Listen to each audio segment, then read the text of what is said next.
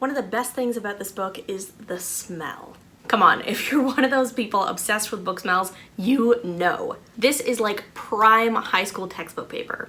No, just me? Alright, well, I suppose I'll have to live with being a total and complete weirdo.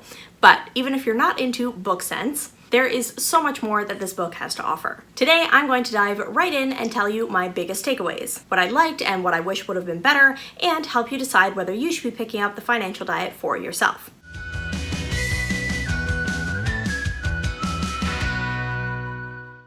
Hello and welcome to the Ready Set Life YouTube channel. My name is Brittany and I am a millennial financial coach who makes videos all about taking the fear out of finance. Make sure to hit that like button if you enjoy this video and subscribe with the notification bell turned on if you haven't already. I put out new videos every single Thursday and you don't want to miss them. I've been following the financial diet, or TFD, ever since they posted their first YouTube video back in 2015. I was going through my own financial journey at the time and had never seen any type of content that I actually related to. I remember thinking, whoa, they're talking about finance how I think about finance. It wasn't confusing or boring, it was super helpful and informative, and even a little fun. Their book, The Financial Diet, A Total Beginner's Guide to Getting Good with Money, is pretty much an extension of their content. All the best advice they have, summed up in a neat little package. One of the best things about this book is the visuals. Design and visual elements are an important part of the TFD business. You can evidently see this from anything that TFD does, and this book is no different. The pages are filled with awesome illustrations, bright colors, and easy to read diagrams. It adds a creative layer that I've never seen in another financial book.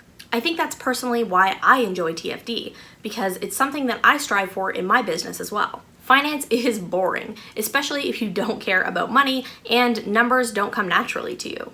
These visuals are incredibly helpful in understanding things and just keeping you reading instead of stopping out of boredom. The second thing I want to mention that TFD does really well is the writing. The first line on the book sleeve says, "The Financial Diet is the personal finance book for the people who don't care about personal finance."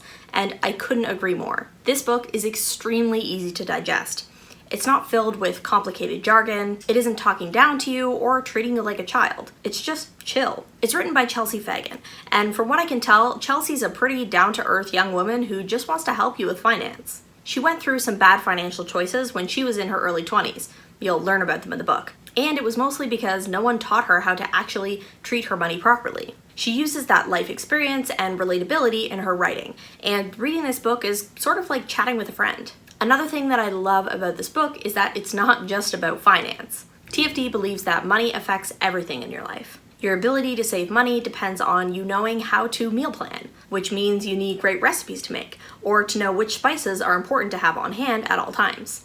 And your corporate 9-to-5 depends on you having a wardrobe, but how do you balance clothes shopping with actually saving for a down payment on a house, for example? This book doesn't just give financial advice, it gives life advice. Of the 7 chapters in this book, only 3 of them relate directly to money. 4 if you include the career section, but I'm not going to because it's more about how to live the life you love with what you're doing in your career and less about how much money you're actually making in that job. Although there are a few pages on getting paid what you're worth. It's incredibly well-rounded and can be really helpful for people at the beginning of adulthood with no clue where to actually start. Something else that's super helpful is that throughout the book, TFD highlights all the words that you might not know. Things like broker, credit score, or deductible. At the back of the book, they collect all of these terms into a glossary, so you can look up what they actually mean. I've actually found myself going back for a few of these on my own. They have an index as well, which is helpful when you're trying to look for that specific page that explains emergency funds or whatever that you need to go back to.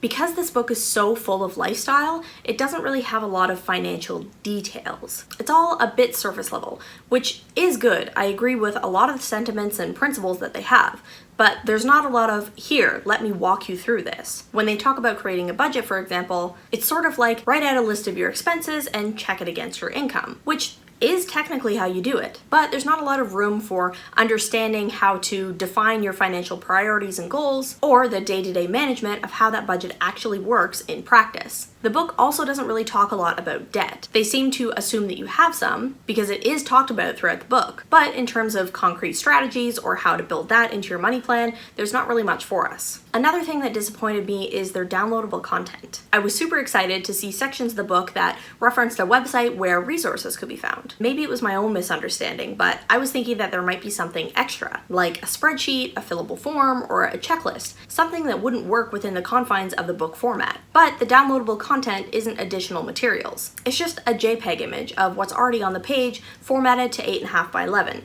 so that you can print it out for yourself. I guess it's helpful to be able to print, but I would have liked to have seen something more dynamic here, especially since it would have been easy to incorporate. For example, one of their first downloads is Lauren's budgeting tracker, which explains how to make a budget in Excel. And I sort of wonder why they didn't make that a downloadable Excel template instead of just resharing that graphic. By the way, if you do want a budget Excel template, I'll link my resources page in the description down below where you can actually download one. Overall, I think The Financial Diet is a great book. It's easy to read, well-rounded, and helpful maybe for somebody graduating post-secondary or just starting to live on their own for the first time. I personally agree with pretty much all of the principles mentioned in it, and I think they're important foundations for people to learn. For that reason, I'll always recommend this book. However, if you're looking for something more specific to give you step-by-step detailed instructions on your financial life, there might be better books out there for you. Have you been following the content from The Financial Diet? Are you interested in picking up their book? Let me know in the comments down below. If you like this video, don't forget to give it a like, and subscribe if you haven't already. If you turn on that notification bell, you won't miss any of my new videos. And I've got some great ones coming up. Until next time, I'm wishing you great financial health.